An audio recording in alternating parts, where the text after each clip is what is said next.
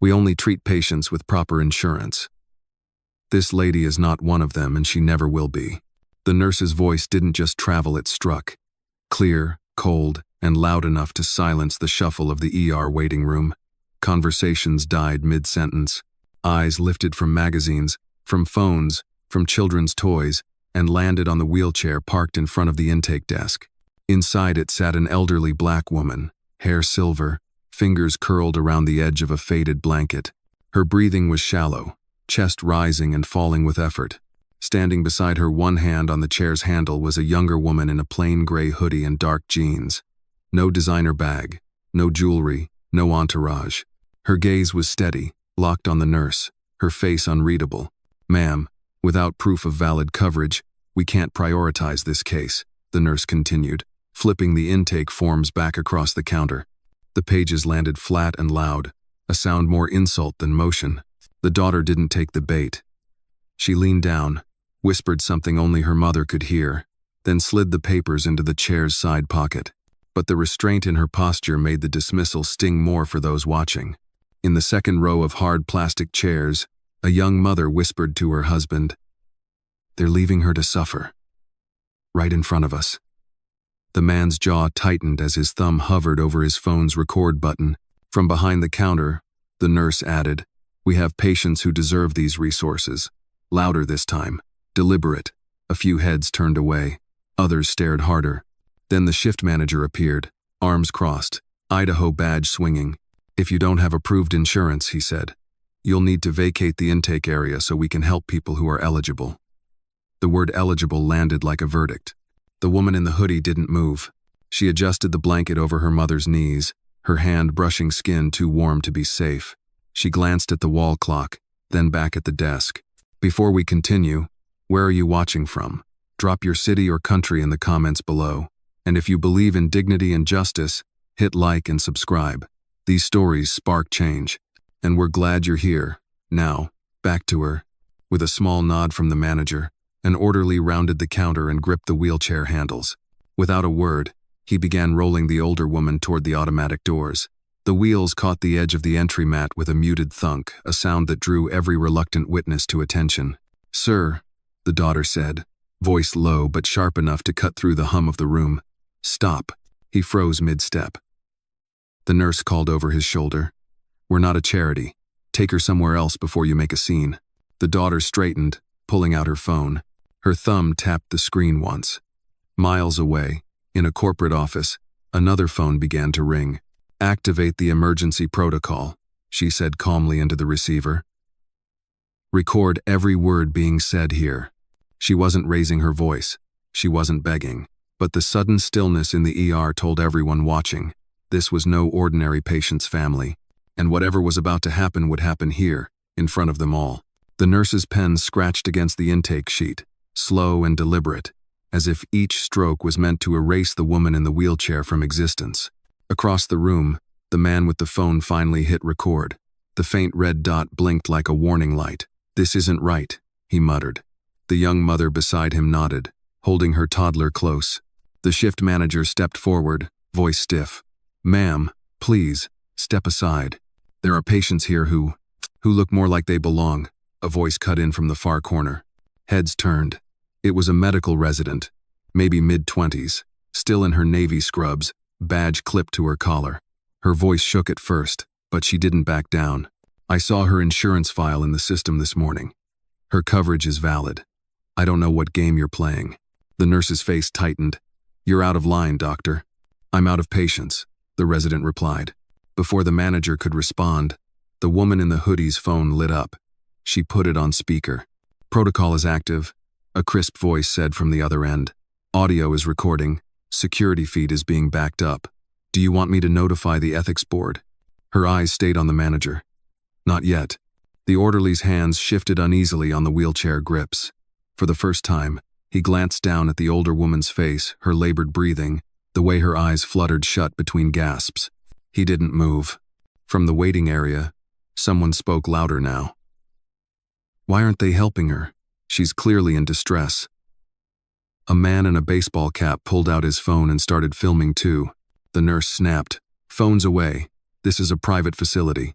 It's a public ER, the resident shot back. And you're making it less private with every word you say. The woman in the hoodie finally spoke, her tone still calm but edged with steel. You've had 3 chances to correct your mistake. This is the 4th. The manager bristled. And what mistake is that? You assumed she didn't belong, she said. You decided her care was optional, and you thought I'd be too small to challenge you. A ripple moved through the room, not applause, not yet, but the sound of breath being held. The nurse opened her mouth to speak, but a new voice rose from the back. She's right, an older man said. I've been sitting here for 40 minutes, and they called me in before her. That's not triage. That's bias. More murmurs. The manager's shoulders tightened. The voice on the speakerphone returned. Board members are online. They're watching the live feed. The manager glanced toward the security camera in the corner, as if realizing for the first time it wasn't just recording, it was bearing witness. The woman in the hoodie took 1 step forward. The blanket slipped slightly from her mother's knees, revealing a hospital bracelet from another facility. She adjusted it carefully, then looked up. Before you decide your next words, she said quietly, remember they might be your last in this job. No one spoke. The air in the ER was charged now, heavy with the knowledge that something had shifted. And somewhere, in a boardroom far from this waiting room, eyes were watching. The ER felt smaller now, not because the walls had moved, but because the silence had closed in. Every eye tracked the woman in the gray hoodie, the older woman in the wheelchair, and the nurse frozen behind the desk. The shift manager's voice cracked the stillness. Ma'am, we can't allow. You already allowed it, she interrupted, tone flat. You allowed your staff to withhold care. You allowed them to humiliate a patient in public, and you allowed them to believe they'd get away with it. The red recording light on the man's phone blinked faster as he zoomed in. From the speakerphone, the crisp voice returned.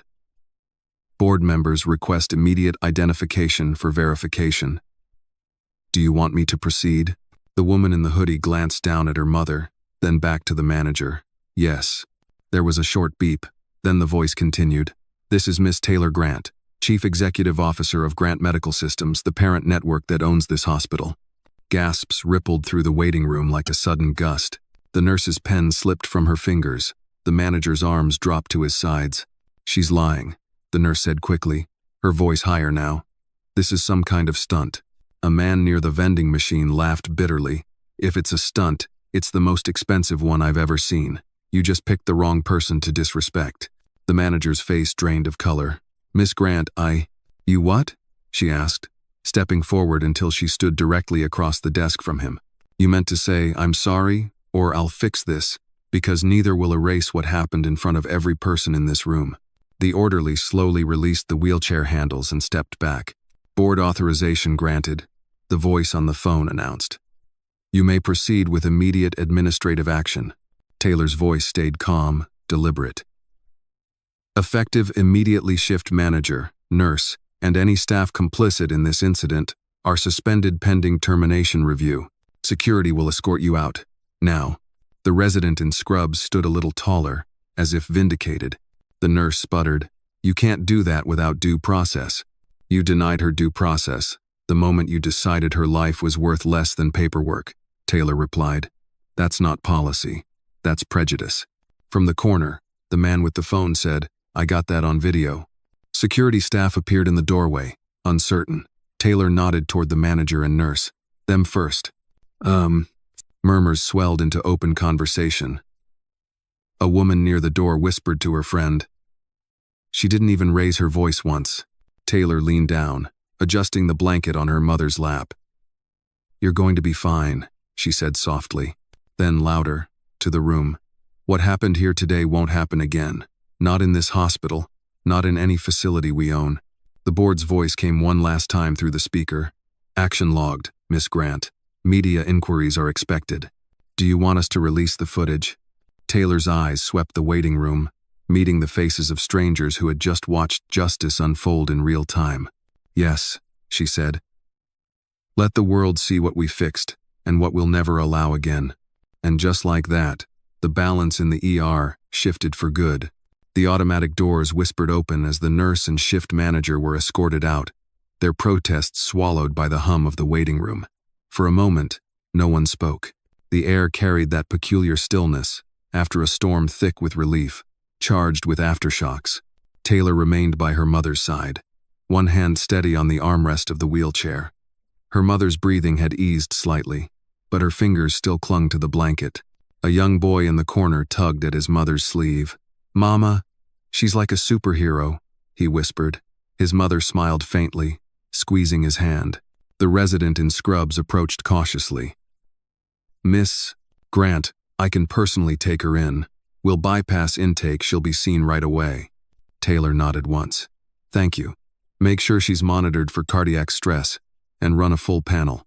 As the resident wheeled her mother toward the treatment bay, Taylor turned to face the room. Dozens of eyes met hers, not just curiosity now, but respect, recognition. The man with the phone lowered it, then stepped forward. "I'll send you the video. You handled them without even raising your voice." Taylor gave him a small smile. "You don't have to shout when the truth is loud enough." In the far corner, the young mother who had first whispered to her husband now spoke clearly.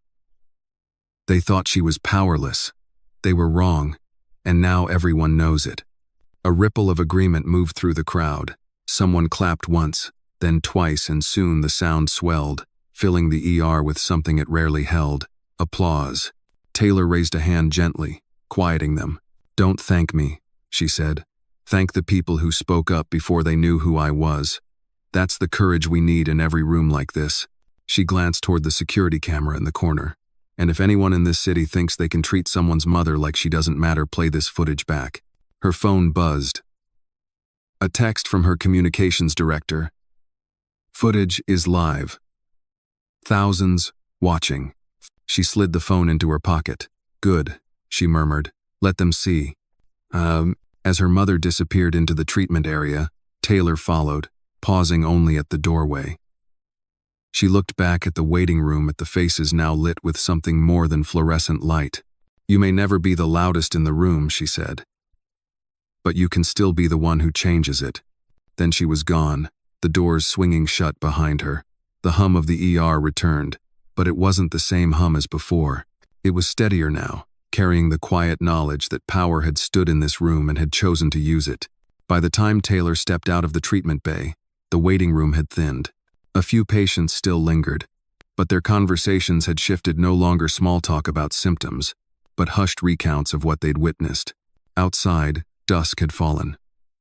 The hospital's glass facade reflected the amber glow of streetlights and the slow swirl of winter air.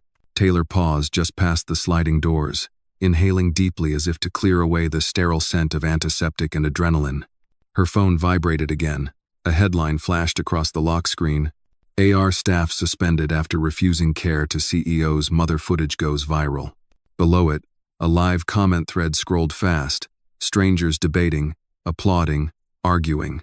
She didn't open it. Not yet. A familiar voice came from behind her. The resident in scrubs stepped out, still in her lab coat, now flecked with the shadow of a long shift. "She's stable," she said. "Vitals are improving. She's resting." Taylor's shoulders eased. "Thank you. You didn't have to step in today, but you did." The resident shrugged. "Didn't feel like a choice." "That's the point," Taylor said softly. "It should never feel like a choice to do the right thing. It should just be the thing you do." They stood in silence for a moment, the cold air threading between them. Across the street, a teenager with a skateboard stopped mid-ride, staring at her. "You're the lady from the video," he said, half in awe, half in disbelief. Taylor smiled faintly. "I'm just someone who didn't let them get away with it." The boy grinned. "Yeah, but you made the whole place different." Her gaze followed him as he rode away, wheels rattling against the pavement. From somewhere inside the hospital, the muffled sound of laughter drifted out. Staff in another ward, unaware of the storm that had just reshaped their workplace. Taylor knew the video would keep spreading. By morning, it would be on national broadcasts. Some would call her a hero. Others would accuse her of theatrics. That was fine. She wasn't here for applause or headlines. She turned back toward the glass doors, watching her reflection in the pane. A woman in a simple hoodie, no title pinned to her chest, no boardroom at her back, just the quiet certainty of someone who had stood her ground. Her mother's words from years ago echoed in her mind. Never match their noise. Make them match your truth. Taylor stepped into the night. The city swallowed her figure, but not the weight of what she'd left behind. Inside that ER, policies would change. Training would shift. And maybe, the next time someone tried to decide who belonged, they'd think twice. Because power had been in the room once, and it had left its mark. Voiceover begins, slow and deliberate, over images of the ER, the waiting room, and the night city skyline. Some rooms change the moment you step into them. Others only change after you leave. Tonight, a hospital learned the weight of its own silence. It learned that humiliation, when left unchecked, doesn't just wound one person, it stains everyone who sees it. And it learned that dignity doesn't ask for permission. You saw a woman in a gray hoodie. They saw someone they thought they could dismiss. What they didn't see was the authority that would hold them accountable. She didn't raise her voice. She didn't slam her fist. She didn't have to. Because when your position is built on truth, not ego, every word carries the weight of a verdict. In that ER, there were people who chose to look away, and people who chose to speak up before they knew her name. That's where change begins, not with titles, but with courage. Her mother will heal. The staff who failed her will face consequences. And the footage will live on. A record that power doesn't always wear a suit or carry a badge. Maybe the next nurse, the next manager, the next passerby will remember this night. Remember that what you do when no one's watching can decide what happens when everyone is. Pause. The image freezes on Taylor's reflection in the glass door. Justice doesn't always roar. Sometimes, it simply walks into a room, stands its ground, and leaves the place better than it found it. Fade to black. Morning came with headlines. The city's newsstands carried front pages stamped with the same photograph. A grainy still from the waiting room security feed, Taylor standing beside her mother's wheelchair, eyes fixed on the intake desk. The caption read, CEO shuts down discrimination in her own hospital. On television, anchors replayed the viral clip in tight loops, the nurse's words, the manager's folded arms, the subtle nod to the orderly, and then Taylor's quiet, surgical dismantling of it all. Viewers, pay attention, one commentator said. She never yelled. She never threatened. She simply stated facts and executed action. That's leadership. On social media, hashtags bloomed overnight. Number stand like Taylor, and number every Mother Matters trended across platforms. In the comments, strangers shared their own stories, times they'd been dismissed, times they wished someone had stepped in. At the hospital, the atmosphere was different. Staff whispered in hallways, acutely aware of the cameras, of the board's sudden presence in morning briefings. Policy memos were drafted before sunrise. Mandatory training sessions were scheduled. The ER intake desk looked the same, but those who worked there knew it wasn't. The resident in navy scrubs found her inbox full emails from other young doctors thanking her for speaking up. She replied to one, "It just felt like the only thing to do." In a small apartment across town, the man who'd filmed most of the incident sat at his kitchen table, coffee cooling in his mug. He scrolled through the video's comments, pausing on one. "Because of you, I spoke up at my job today." Taylor avoided the interviews that flooded her assistant's voicemail. She had work to do not just in press rooms, but in every ward, every hallway, every intake desk her network owned. She spent the morning by her mother's side. The older woman, more rested now, squeezed her hand. "You didn't let them take my dignity." Taylor smiled faintly. "You never gave them the chance." Outside the hospital, a group of community members gathered not to protest, but to thank. Some brought flowers, others homemade signs with her name. She stepped out briefly, shaking hands, listening more than she spoke. A teenage girl in a school hoodie stood off to the side, phone in hand. "I watched your video," she said when Taylor approached. "I didn't know you could win like that." Without yelling, Taylor's answer was simple. Sometimes the loudest thing in the room is doing the right thing. By noon, the city's conversation had shifted. It wasn't just about one hospital, one CEO, or one night. It was about how easily bias could slip into places meant for care and how power, used without arrogance, could pull it out by the roots. And somewhere in the ER's waiting room, under the same fluorescent lights, another intake began. The staff was different now. The tone was different too, because once power has stood in a room and left its mark, people remember. The smell of antiseptic had always carried a weight for Taylor, a memory embedded so deep it never faded. Years before she became a CEO, she was just another 20-something daughter, standing in a different waiting room, watching a nurse's lips form the same dismissive words. She'll have to wait. Others are ahead of her. Her mother had been coughing so hard she could barely speak, her chest rattling like a chain dragged across concrete. Taylor remembered gripping the plastic arm of the chair so tightly her knuckles ached. She remembered the sideways glances from other patients, the silent agreement that came from people who knew exactly what was happening but didn't dare intervene.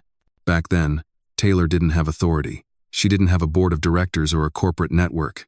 She had only a phone with half a battery and the courage to argue with a system that had already decided she didn't matter.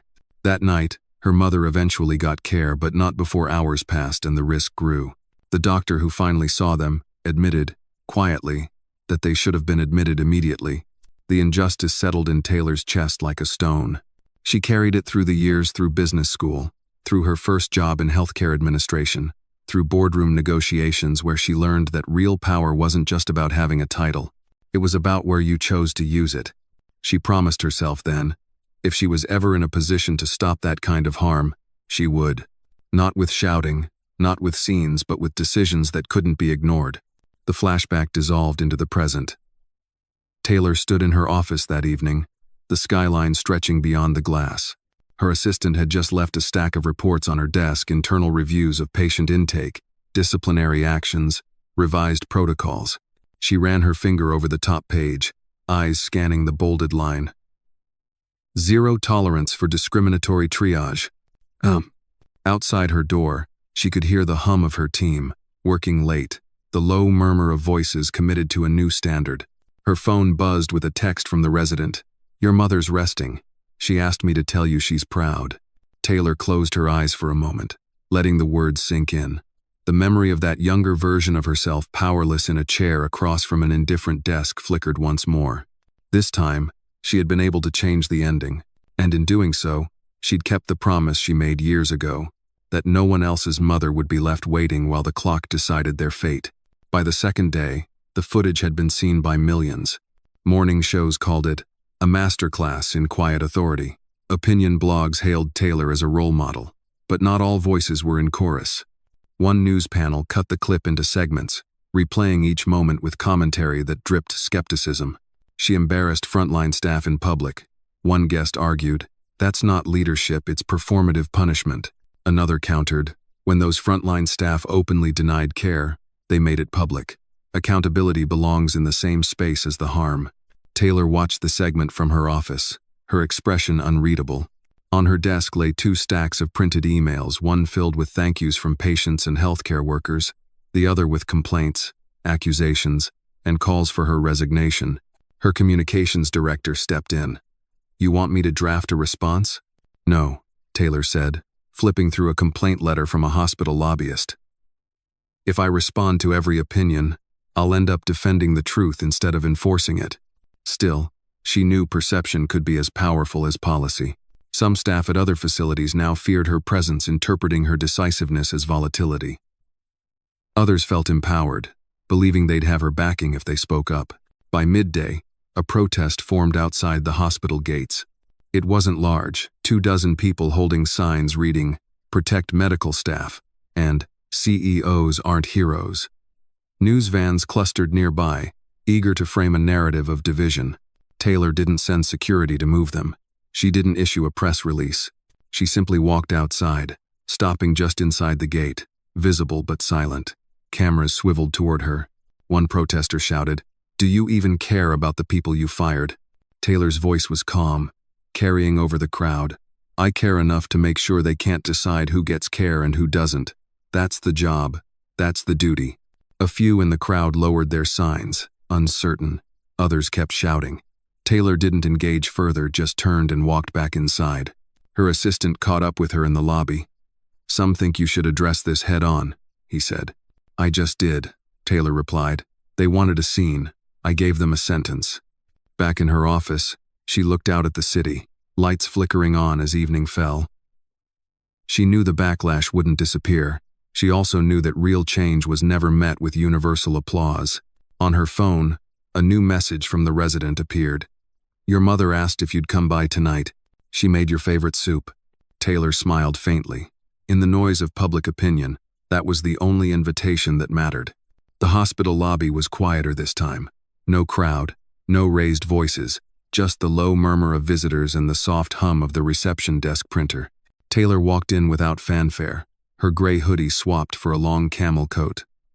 A bouquet of fresh lilies rested in the crook of her arm, their fragrance a gentle defiance against the sterile air. As she crossed the lobby, a man in a baseball cap looked up from a vending machine. Recognition lit his face. Hey, you're her. From that night. Taylor stopped, smiling faintly. I'm just here to see my mother. He shook his head. You're here to change this place, and you already did. He nodded toward the intake desk. They've been calling people in by medical need, not by insurance, all week. You'd be surprised how different the energy feels now. Before she could respond, a voice called from the waiting area. The young mother who'd sat with her toddler that night was there again, this time alone. She approached with hesitant steps. I never told you, she began, but I filmed part of it too. I sent it to my sister in another state. She's a nurse. She showed it to her hospital's admin. They're reviewing their triage policy now. Taylor absorbed the words, a quiet satisfaction blooming beneath her composure. That's how it spreads, she said. Not through me, through you. The woman smiled. I still can't believe you didn't raise your voice. Taylor glanced toward the elevator. Sometimes silence is the sharpest blade in the room. When she reached her mother's floor, the hallway smelled faintly of chamomile and antiseptic. Her mother sat upright in bed, cardigan draped over her shoulders, a crossword puzzle half finished in her lap. You didn't have to bring flowers, her mother said, eyes warm. They're not for you, Taylor teased. They're for the room. It needed softening. Her mother chuckled, then grew serious. You didn't just take care of me, Taylor. You took care of everyone who'll ever walk through that door. Taylor sat at the edge of the bed. One door at a time, Mom. That's how you change a building. There was a knock at the door. The resident in navy scrubs stepped in, holding a patient chart. She looked between mother and daughter before speaking. Intake policies officially rewritten. It goes into effect tomorrow. Taylor stood, offering her hand. Then we're done here. No, the resident said, shaking her head. This is just the start. As Taylor left her mother's room later that night, she passed the intake desk once more. The man in the baseball cap was still there, this time with a coffee in hand. He gave her a small salute, and for the first time since that night, Taylor allowed herself a full, unguarded smile. 2 weeks later, the clip from that ER had traveled far beyond the city limits. In Chicago, a local news station aired it as part of a segment on healthcare bias, pairing Taylor's calm confrontation with statistics that painted a stark picture of disparities in treatment. The anchor's closing words were simple. One woman's stand is sparking a national conversation. In Atlanta, a hospital administrator forwarded the video to her board with the subject line, "We need to talk." In Seattle, a group of medical students dissected the footage in an ethics seminar, pausing to note each decision Taylor made when she spoke, when she held back, and how she let others step forward too. A policy think tank in Washington, D.C., requested a meeting with her. They wanted her input on drafting a federal recommendation for bias training in emergency care. Taylor agreed, but only if frontline staff were part of the process. You can't write change from the top down alone, she told them. You have to hear from the floor. Meanwhile, the hashtags persisted.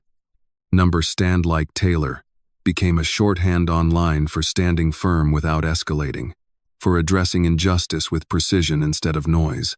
People began posting their own quiet stands at work, in schools, even at neighborhood meetings. But the ripple wasn't only digital. In a small town in Ohio, a nurse named Carla printed a still frame from the video and taped it inside the staff break room. Beneath it, she wrote in marker, "Check your bias before you check your next patient." In Texas, a community health clinic adopted a new intake protocol modeled after the one Taylor's hospital had implemented. The director sent her an email. "We're not part of your network, but your fight gave us the push we needed." Taylor read that message late one night in her office, the city's skyline reflecting in the glass. She thought of her mother's quiet resilience, of the resident's first act of defiance, of the man in the baseball cap hitting record. It wasn't her name that had made the change. It was the chain reaction of ordinary people deciding enough was enough. Her phone buzzed with a calendar reminder, board meeting, policy review. She closed her laptop, stood, and looked out at the city lights. Somewhere out there, another waiting room was full. Somewhere else, another decision was about to be made about who belonged. Taylor knew she couldn't be in every room. But maybe she didn't have to be. Maybe all she had to do was make sure that what happened in one ER that night kept echoing in rooms she'd never even see. 3 months later, the ER was unrecognizable. The paint on the walls was the same, the hum of fluorescent lights unchanged, but the way people moved inside was different. Patients were greeted, not processed. Intake questions came with eye contact. The waiting room felt less like a line, and more like a place where care began. Taylor walked in quietly one afternoon. No cameras, no entourage. She was there for a board review. But she paused at the threshold of the intake area. A nurse knelt beside an elderly man, speaking softly as she checked his vitals before he even reached the desk. Across the room, a young mother with 2 kids was escorted to a quieter space to rest while she waited. Taylor caught the eye of the resident in navy scrubs, the same one who'd spoken up that night. They exchanged a small nod, no words needed. After the meeting, Taylor made her way to the far wall of the waiting room. There, framed in black, hung a single photograph, a still from the security footage. She stood beside her mother's wheelchair, looking across the desk at the nurse who had turned them away. Beneath the photo, in bold letters, was a quote, "You don't have to be the loudest in the room, just the one who changes it." It wasn't signed, but everyone knew whose words they were. A little girl tugged on her father's sleeve as they passed. "Daddy, is that the lady from the video?" Her father smiled. "That's the reason this place is different now." Taylor stayed a moment longer, letting the weight of the image settle in her chest. It wasn't vanity. It was a reminder that this wasn't about one night or one confrontation. It was about what happened next, and next, and next. As she left, she held the door for an older woman in a wheelchair, her daughter pushing from behind.